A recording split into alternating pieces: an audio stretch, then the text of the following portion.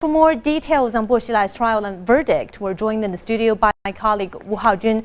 Haojun, a verdict of life imprisonment seals for now the drama surrounding the trial of a formerly powerful figure in China. But let's get into a bit more detail here. Walk us through the specific punishments for the three charges.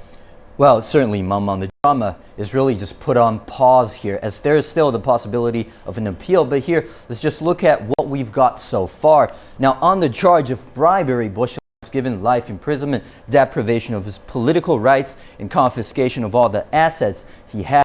Just to give you a sense of where his sentence stands, the minimum penalty for this charge in China is 10 years. The maximum, the death penalty. Now, on the charge of embezzlement, the court gave Bo 15 years in jail and ordered the confiscation of 5 million yuan.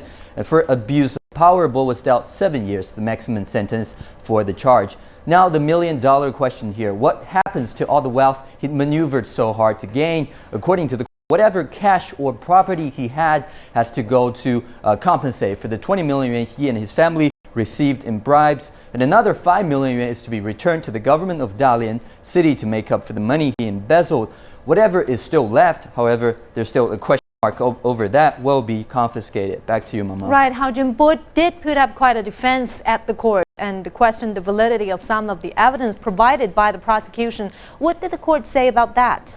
Yes, indeed, Mama. Just prior to coming on air, I ran through a very thorough statement on all the points of contention raised by Xilai in his defense. The court rejected his arguments on all but one point, that was regarding an alleged 1.34 million yuan in bribes in the form of air ticket and hotel fees received by his wife and sons. Bo won the battle on this one, but certainly not the war. Now, on a few other points, remember, Xilai called his wife insane during trial and questioned the validity of her testimony. The court found that Bo Xilai was mentally stable and coherent in speech during the taping of her video testimony. And on Bo's claim that some key witnesses gave false testimony essentially to save their own skin. We're talking about witnesses who are themselves facing criminal charges here.